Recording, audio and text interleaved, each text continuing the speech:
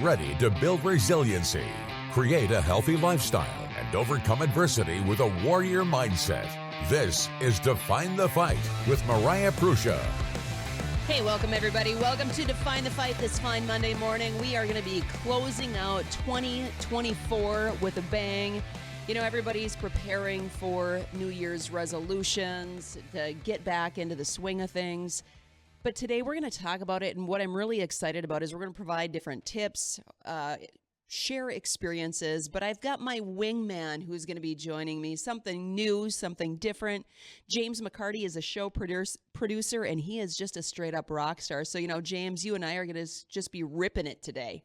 Hey, I'm excited for it. You know? I'm really excited to see how this goes. You know, and it's okay. I think change is good, so why not end the year with a bang and then get ready to throw things out there come 2025? Yeah, it's going to be a good year. It was a crazy end to the year. We've got a couple days left of it, but yeah, once 2025 turns over, it's an opportunity to keep improving and to have those New Year's resolutions hopefully stick through for more than a couple weeks. Well, a couple of weeks. I mean, I was looking at different stats, too, that roughly 9% of people complete their New Year's resolutions, and 23% of them quit by the end of week one.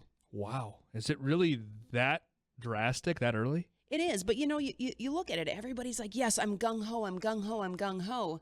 Well, you can have this adrenaline rush, and you can have these hopes, and you can have these dreams, but the reality is, where's the level of commitment, and how many people actually set out and make a plan instead of like, oh, I think Susie down the road did this, or little Johnny, they did this exercise program, they did this type of nutrition, and then they just think it's going to stick and it's going to work for them. You know, how many different things have you tried in the past when it comes to health for New Year's resolutions?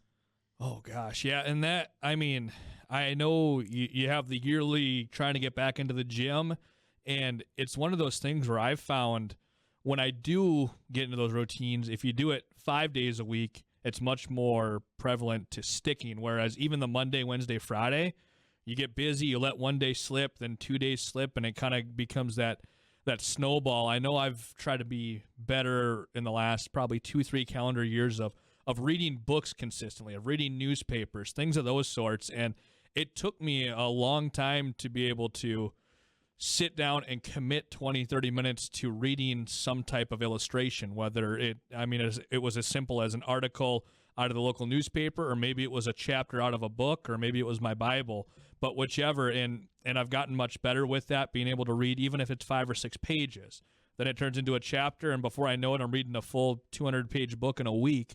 And I know that's something that it took me probably, honestly, 5, 6, 7 months to get that habit down. I've heard the whole habitual thing of you need 30 or 40 days to make it a habit consistently. And so when you're doing the every other day thing, it makes it that much tougher. And so I think even if it comes to something small like doing sit-ups or crunchies or planks at home, it would make myself probably a little bit more disciplined in my experiences. Well, and what I love the fact when you're talking about reading, we think of gym work, we think of, you know, physical work, but when are we actually talking about mental work? What are you doing for mental preparation? And, you know, resolutions don't have to all, be wrapped up with exercise or nutrition. There's so much deeper, different types of resolutions that a person can gravitate towards. And, you know, reading is one of the things on my list that I need to improve on. I tend to, or have in the past, I've purchased books, I start reading them, I lay them on my bedstand, and that's where they live and they die. It's, life gets crazy, and then it comes back to that level of commitment. What are you going to commit to? Well, clearly I wasn't committed to fulfilling reading that book, maybe chapter 1, 2, 3, but you have to circle back to it. So when it comes to resolutions, you guys, I just want to throw this out there is, if you are going from nothing going into something, you know, wingman over here, James made a point. If 5 days a week is clearly better than 7 if you've never done it, okay? Mm-hmm. Baby steps. And that's really what it's, small increments of change. And I think what we do is we throw all of our bag of tricks or all of our wishes into this bag. We shake it up. We throw it out on the table. I'm like, we're going to do them all. You're setting yourself up for failure. The reality is, if you're trying to do 10 things at once and you haven't accomplished the one, and you're 47 years old in your entire lifetime, what makes you think that you're going to be able to commit to 10? Mm-hmm. You know, it's it's just not realistic. So set realistic goals, I think, is phase one. But, looking too is with the New Year's resolutions, a little bit of history on that. It backdates that the very first New Year's resolution was more than 4,000 years ago. That was by the Babylonians, which is kind of crazy. So, like, I never really knew where New Year's resolutions came from. We were brought up, okay, well, it's a new year. What's new coming onto your plate? Did you know that? Was it over 4,000 years ago? I had no idea. Was that like written in stone or text of some sort? Because Sand. I always hear the new year, new me type of thing. And it turns into new year, same me after a certain period of time, because I think a lot of people, they don't try and stick to one thing. They try and do a handful of things. You try and read a chapter out of a book. Then you try and limit your social media time. Then you try and go out and run a mile. But then you also try to get to the gym. You try and eat healthier. And all of those things, one of them slips one day, a second one slips another day. And before you know it, you're in that snowball effect of you started everything and then you didn't finish anything. And that's a really tough place to be. And I think that it's somewhere that's become a little bit too, probably too accepted within our society in today's age, where try it, and if it doesn't work, it's okay, but at the same point, it doesn't feel like there's as much discipline as there was when I was a kid growing up and seeing those different things from parents, grandparents, cousins, neighbors, and it just seems like things have been a little bit more loose the last 15, 20 years now. Maybe that's just my observation, but it's something I definitely need to be better at myself as well. Well, you use the word try. I tried this and it didn't work. I tried this. Well, if you're utilizing the word try initially, you're already setting yourself up for failure. It's like, I'm going to do this. Okay. You might have some setbacks. You might have an injury. Okay. You have a setback. So what are you going to adjust? How are you going to adjust the wind in your sail to make sure that you're still moving forward? In 2024, 3 out of 10 Americans made a resolution that the majority of them were between the ages of 18 and 29. Which is 49% of individuals were in that age range, which actually surprises me. But the most popular resolutions were living healthier was 23%, personal improvement was 21%, losing weight was 20%, exercise and everything else was actually closer towards the bottom of the list, which surprises me because Americans' health has shifted so significantly or decreased that exercise, I like the living healthier. That makes sense to me. But clearly we know the different components that go with living and leading a healthier life. Definitely. And I know for like myself, when I was fresh out of college, like that first 12 months, that's when I really noticed that I didn't have to read a textbook anymore. I didn't have to go read a book for my literature class. So I just kind of let it slip a little bit. You'd spend more time on social media. You'd spend more time in the digital media realms.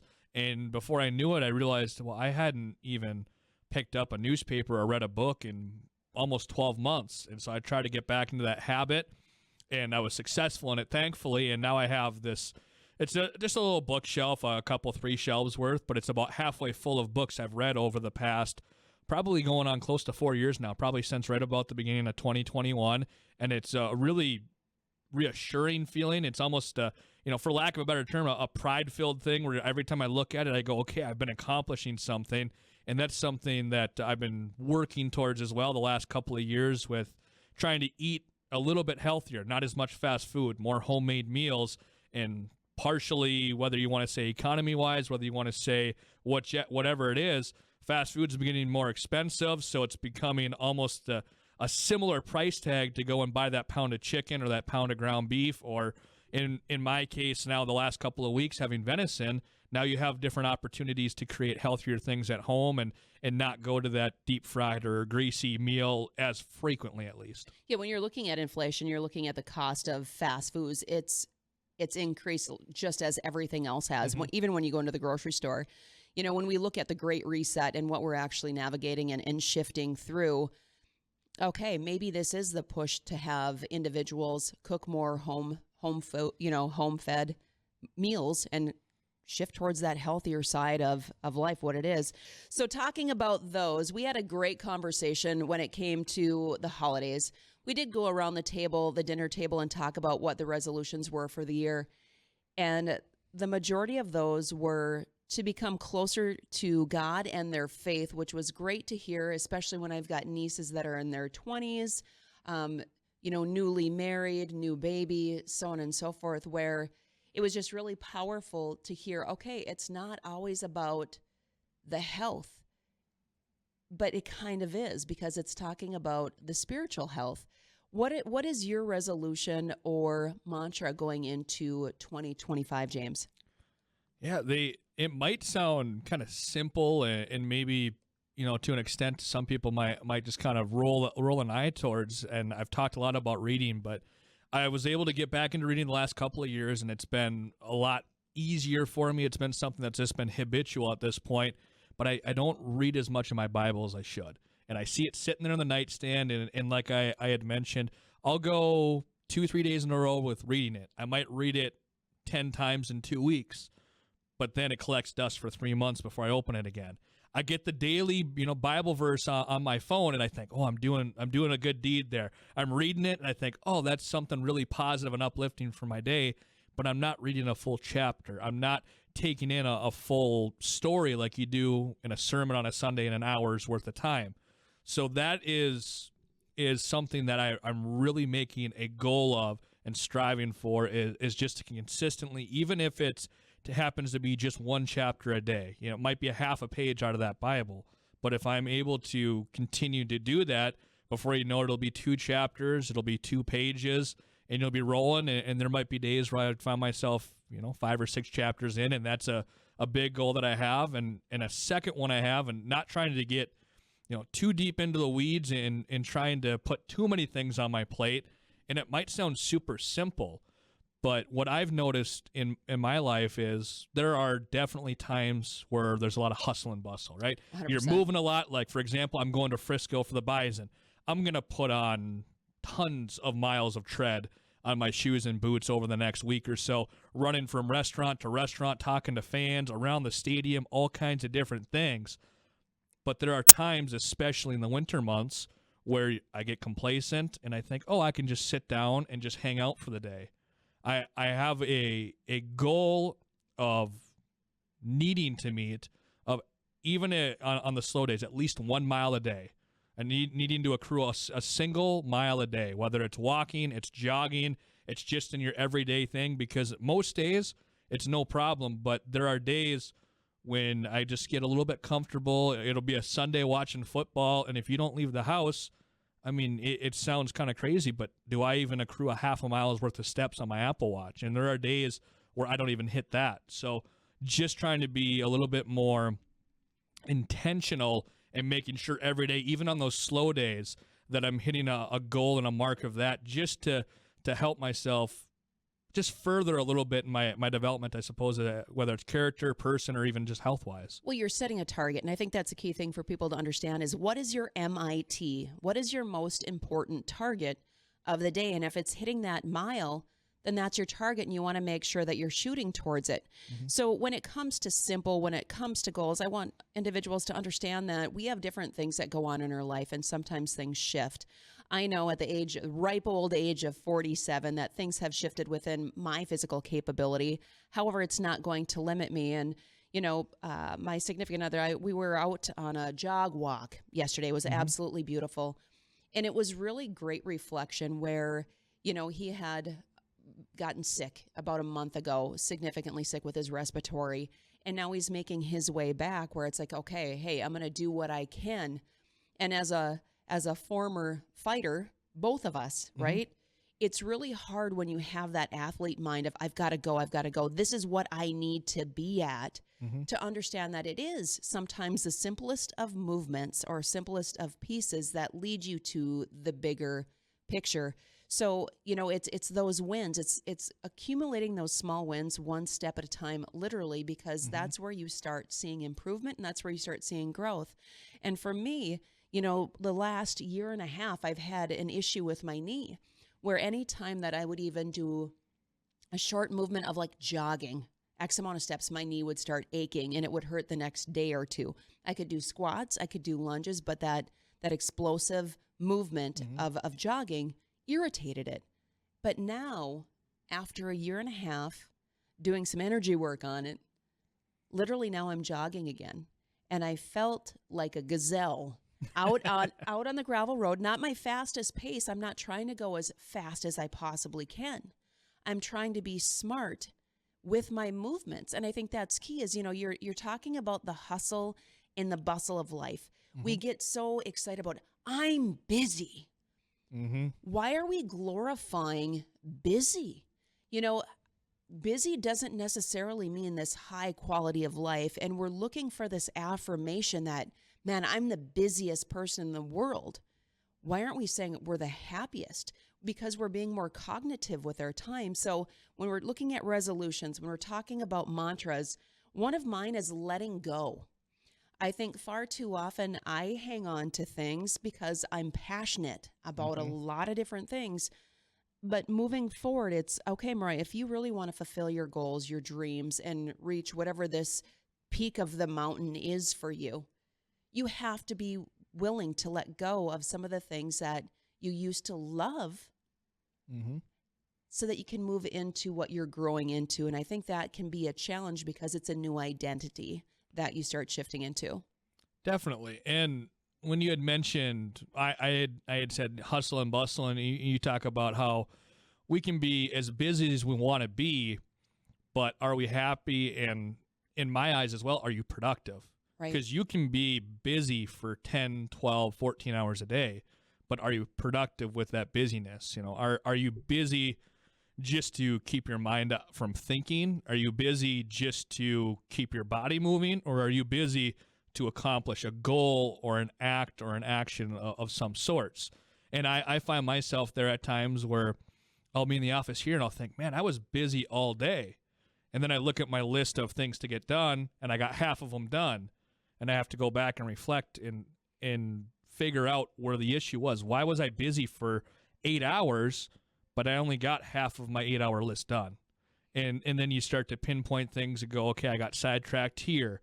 I helped out somebody with that. So some of it might have been productive, but all of it wasn't productive. And now you've turned 8 hours into 12 hours just because of whether it's, maybe it's my lack of focus or it's the lack of discipline or whichever it is.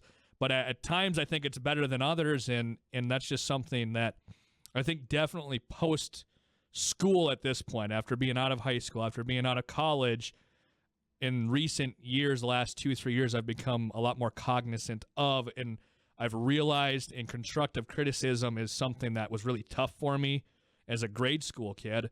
And then I got to college age and I realized that it was still tough, but it meant something. And now in the, I suppose, quote unquote, professional sense or realm, it's helped me be more productive moving forward and not wasting that time and being quote unquote busy. Well, and we look at time and it feels like we are moving at warp speed. I think after we got out of COVID, it's like, holy smokes. It's like all of a sudden, like, where did the time go? One of the main things that worked really, really well for me was doing like a time stamp or a time chart of what am I actually doing with my minutes of the day.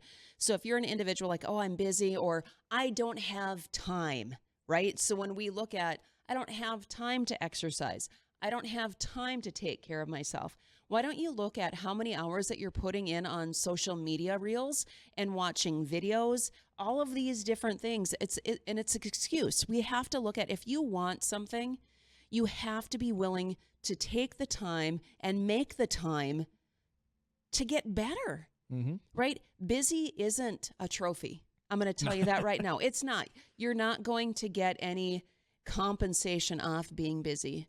But you are going to receive a reward in regards to recognizing, where am I using my time effectively, whether it's with my family, my faith, my health, work, so on and so forth. You don't have to have all these different ornaments hanging on or, medals hanging on your jacket to say that this is who I am. The reality is sometimes we have to let go of our ego and say, hey, this is who I want to become. Definitely. And back to, from my life experience, the reading portion. Yep. You probably notice each and every week that I always have, whether it's a magazine or a book or the outdoor news, actual physical copy of the newspaper, something I think society has made us become more accepting of over the last 10, 15, 20 years is whether it's on your laptop, it's on your phone, it's on your Kindle, it's the accessibility to reading on a screen. 100%. And you can get a book, you can get a magazine. I know every magazine subscription I have, every year when I renew it, it asks me, do you want to do the digital-only version for half the price? And I always click no on it.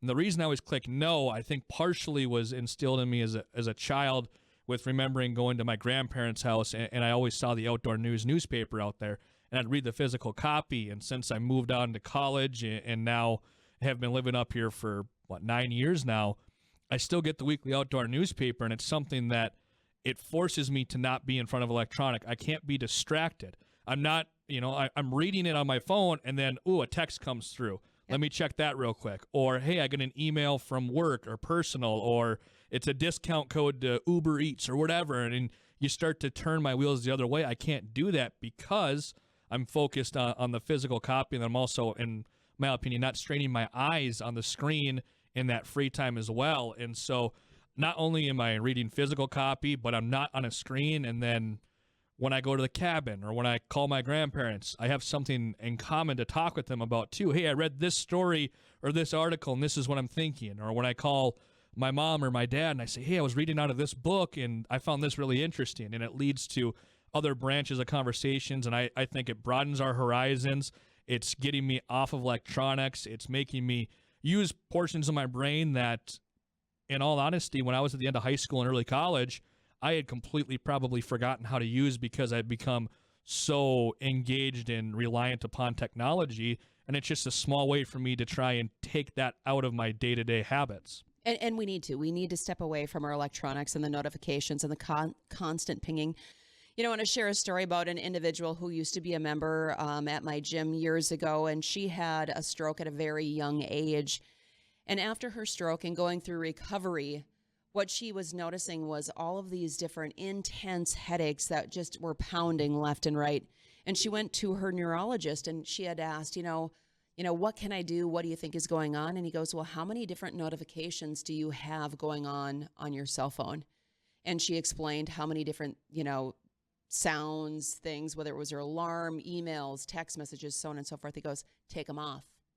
He goes, I want you to take them off for the next week or two, and I want to see how it impacts your headaches, whether they go away, intensify, whatever that may or may not be. And her headaches went away.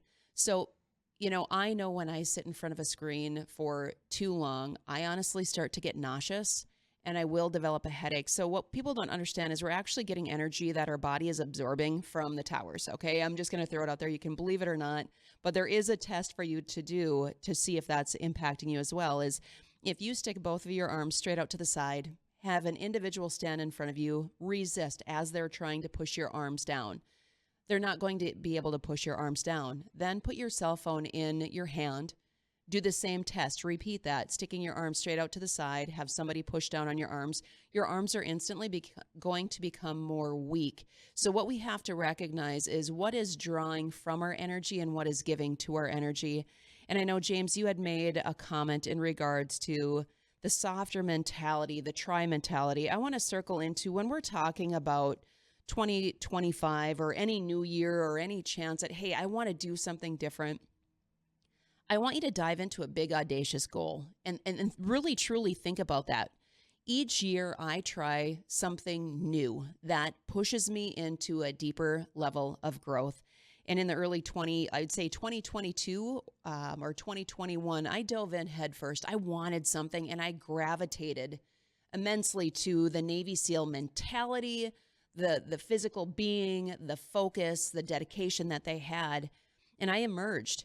For 12 months in that time frame, I dove into a mindset training program that really helped me when you're talking about focus, discipline. You had mentioned those key components, which brought forth the story where the very first thing that I did was I started training for their 12-hour crucible. Now, I was in shape, but it was a different type of shape compared to what does that 12 hours look like? Well, I was the first and only female in that group out of 30 people. There was a young man that was going into his pro boxing debut, retired military, current military that were going through the training. And the craziest thing is I could look at them and I could tell you who was going to complete it and who wasn't going to complete it. And that boxer was not going to complete it. So we started off, The training was intense with a lot of MRFs. I would do the MRF every other week. I would do a lot of running, a lot of heavy lifting to build. Mm-hmm. And then the key thing is, so when we got there, we had 40-pound rucksacks, right? So we threw 40 pounds in the back of our, if you want to call it a backpack, that's fine. But rucksacks, they're intense, right? And they're more durable. Our warm-up was a couple-mile jog to where we were going into the grinder. So the grinder is where we're now on sand, where you're going through multiple burpees, squats. They're hosing you down with water, throwing water at you. I mean, just all of those different things. And the whole goal of this crucible is to mentally break you or to bring you to that red line to see what you're going to do once you hit it. And it was intense. So we're bear crawling. It's freezing. We're up in California, up in the mountains. It's 30-some degrees in March, overcast. There was rain in moments. I've never been so cold in my life. And I'm in Fargo, North Dakota, where it gets down to negative 40. So imagine being wet in tactical pants, boots, t-shirt, completely drenched, strong winds, up in the mountains, cold, and having to dive in head first. Now, I love cold plunging, cold water immersion. This was a whole different thing where we're doing bear crawls in the sand, diving in head first into the first ice bath, coming up, going right into the next one, diving down head first. And the whole goal is you have to stay in formation. Anybody is out of formation, you're dropping down, you're doing push-ups. We've got weights that are going up overhead with overhead squats. We're doing the MRF. I mean, it was intense. We're learning how to surveillance or scan the area, carrying people on stretchers up and down the mountains with our 40 pounds on our back. We're racing too. It was crazy intense. No-handed burpees came into play in the sand. But what I can say is this. When we talk about mantras, when we talk about goals, and we talk about commitment, there were some dark times in that 12 hours where I'm watching the sun, man. It's like, okay, we got to be closer to at least the halfway point, so on and so forth. And I had to circle back with, what is your mantra? And Define the Fight was my mantra that started about a year before that. Mm-hmm. And I had to keep saying that in my head. So when there's moments when things get tough, when you start your new exercise program, your nutrition, reading, whatever it may or may not be, you have to have that mantra to fall back on to push you through it. I came back after that training. I had 3 or 4 other 5-hour crucible trainings that we did. We had a resiliency training. Now, people think a 60-second plank is intense.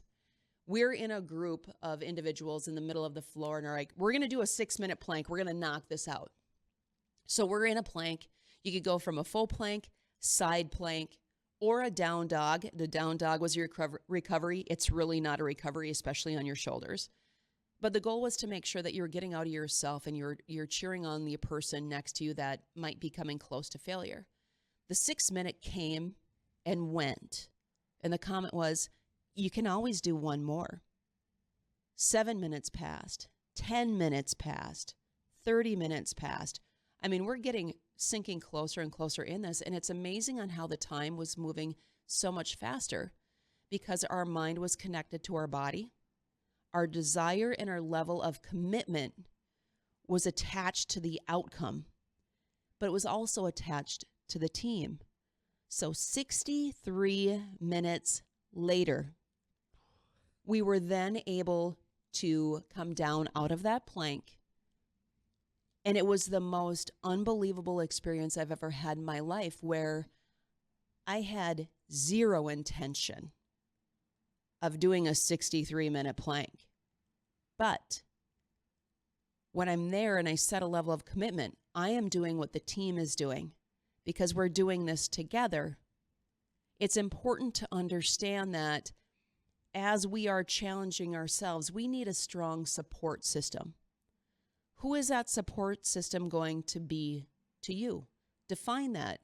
If you know that you've got a great friend, they could be a great friend, listen to your stories, so on and so forth. But at the same point, if they're not going to be that person that helps you to that line, or when you're starting to fall backwards down that mountain, you need to make sure that you have somebody who is strong, who has the same desire and the same motivation that you have to commit to that goal, and then you do it together, because far too often we just grab, whoever is next to us, whoever we know, okay, let's do this, but they may not be all in it. And I'm assuming that, James, you may have had different individuals you're looking for support with too, where it's like, ooh, maybe, you know what, we can go to a restaurant together. We're going to commit to that together. However, on this journey, I need somebody who's willing to carry the pack.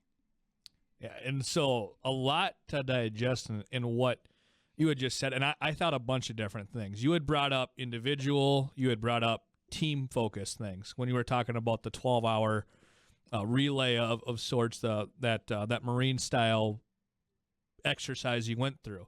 And before you had mentioned the 63-minute plank that you did as a team, where you're in it together for each other. What I thought about when you were talking about, I'm going to use the crash course for it, right? A couple-mile jog with the sack on, and then going to some burpees, into the polar plunge, for lack of a better term in my eyes, in and out of it, and going through that. What I've seen in videos, and I don't know the accuracy to it, is it always seems like those trainers are pushing you, making sure that they're trying to see if you'll break mentally or if you'll break through mentally, because I've always heard, and I believe it to my core, that it's more about mental than physical. If you can work through it mentally, you'll be able to get through it physically. But I think there's also a difference in generations. Whereas you said you're going to do it and you made it happen, and you had fought through all those things. My first thought was, what is, if any, was their pacing in it? Was it at your own pace? Was it at their pace? Was it at somebody else's pace? Were you able to digress a little bit to kind of get that energy back and give yourself a couple seconds to regroup? And it doesn't sound like you were able to. And so it just, whether it's, a lack of motivation from somebody in my generation, or it's being a little bit, maybe more relaxed mentally, or just not being pushed to that capacity, where I found it interesting myself as to, I think there was two different gears with us in our two different generations as to how that same situation was approached. Well, the thing is, we didn't have time to pace ourselves. We had to make sure that everybody was doing it together. So when we did the Murph, everybody was doing the Murph together. We had a set time that you had to be under. Otherwise, you were disqualified to continue on, right? Okay. Same thing as when we were really cold, so on and so forth. When we were being spoken to and given direction, we're literally standing side by side with each other, touching forearms, trying to make sure that we stayed warm. Think of 12 hours of your teeth chattering, because of the fact that it's that cold. So as soon as we would dry off, we were doing the cold plunge again. But you know what? By the grace of God, it was a godsend, because the next day I was not sore, because what it did is it allowed our muscles that recovery, when you're building up the inflammation. So there was a rhyme or, reason for it, where it's like you dove in, okay, it's a reset for the body. And then, okay, here we go again. So grab your pen and a piece of paper, sit down, because we've got some tidbits here for you to knock out before you dive into 2025. We want to make sure that you're staying on your feet, not falling on your backside. So when you're looking at different tips and different ways, you have to have a plan and a clear goal. What is your goal? So if your goal is to run a marathon, all right, so start looking into like Hal Higdon's in regards to the different levels. Are you beginner? Are you intermediate? Are you advanced? Write that down. Get that plan out in front of you, because without a plan, you really don't have a way. But second of all, I want to talk about rituals. What is your morning ritual? Sometimes individuals are saying, hey, I just need to clean out my system right away in the morning. That's great. But we're not talking about, leaving it all behind. What we're talking about, what are you doing to really jumpstart your day?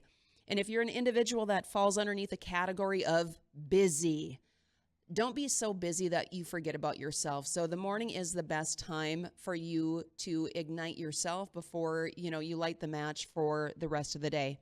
Great different things to get started is starting with an 8-ounce glass of water. Simple, basic. Start with hydration. We're compiled of water predominantly, so why are we not fueling ourselves and making sure that we're staying hydrated? Another form is meditation or breath work. It's a great way to get into that sacred silence. Far too often we have the monkey brain. It's busy, it's going. The more that you're able to control that monkey brain and slow it down, you're going to be able to be more intentional with your day. You're also going to be able to slow down the anxiety and the stressors and have a better way of coping, different strategies and different ways to look at what that big picture looks like. Breath work, if you've never done it, it's amazing. You can start with just a couple minutes. Sometimes it freaks people out a little bit, like, it's just too much because your brain is moving. 2 to 3 minutes. You can start with simple box breathing. It's either 4 seconds or 5. There's different ways to do it where you're taking a 4-second inhalation. You hold at the top for 4 seconds, exhale for 4 seconds down the side of the box, and on the bottom, you're holding again. This is a great thing if you came out of a stressful conversation in work, just clearing your head just in general. Please don't do this while you're driving because you tend to close your eyes when you're doing box breathing, so do not do that while driving. But it's a great way to start the morning.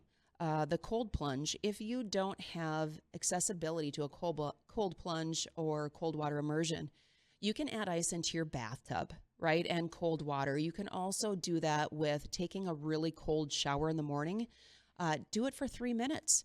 It's instantly going to wake you up. It's almost like an adrenaline where it's just boom, that shot of cold water wakes you up for the day. And it makes you feel more alert and ready to tackle pretty much anything. Exercise also is a great way. If you struggle with, I'm just really not a morning workout person. Well, are you an evening one? Because typically what happens is if you are in that grind of the day, exercise is usually the first thing that'll get cut off the list. It's on the chopping block because now you waited too long. When you get things done right away in the morning, now you don't have to add stress to something that is supposed to de-stress you at the end of the day. Like I said, there's so many different things, but those are different pieces of the puzzle. But then at the end of the day, what is your PM ritual? How are you shutting down at the end of the night so that you are having good REM sleep, that you're learning how to control your cortisol levels, right? Because what you'll find is if you are not getting quality sleep, what you're going to notice the next day is that your appetite has increased, right? So you're going to start to eat more, and then you're going to start noticing that your weight is shifting because of those levels. So how do you manage that? If you're putting on weight and you're like, I don't know how I'm putting on the weight. If you're not sleeping, that's one of the ways, right? Because your hormones are completely out of whack. Start disengaging from your cell phone at least an hour before you go to bed. Leave it in a different room or make sure that you are taking all of those lights out of your room so that you don't have that quick fix or that stimulation that's hitting you. But circling into PM ritual is also debriefing. Look at your day and say, where did I do well and where can I do better? I don't think we look at those things enough because, yes, we always do something well, but where can we improve? And then put that into part of your list of, okay, this is something that I can improve on each and every day when you're looking at changing and shifting your daily habits. Start small. Start small because they all add up into what this big picture of life looks like. Because until you define the fight, how do you expect to win the fight? James, what is one quote or one tidbit that you want to leave our listeners today? Oh, man. Try to think quick on the spot.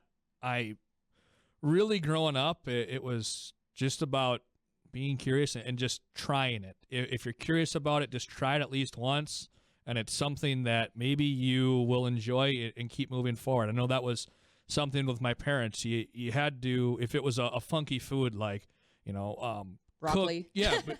Cook spinach or something of that sort, right? It didn't look right to me. You tried it, you find out you enjoy it, and it's something that you'll end up eating in the future.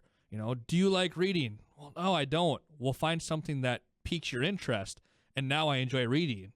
And once you try it once, I've found that I've tried it a second time, and then it turns into a habit. And so I would say that just try it once, And if you try it once, it could turn into something that could benefit you moving forward. 100%. Great advice. And if you guys are looking for more information coming up here, check out definethefight.com. We'll be talking about tactical boot camp, but then also mindset training. I'll be launching a group here actually in February where if you're struggling with staying committed, we're going to go deeper into the trenches to make sure that you are moving forward in life. So until next week, Happy New Year early. I look forward to seeing you on Define the Fight in 2025.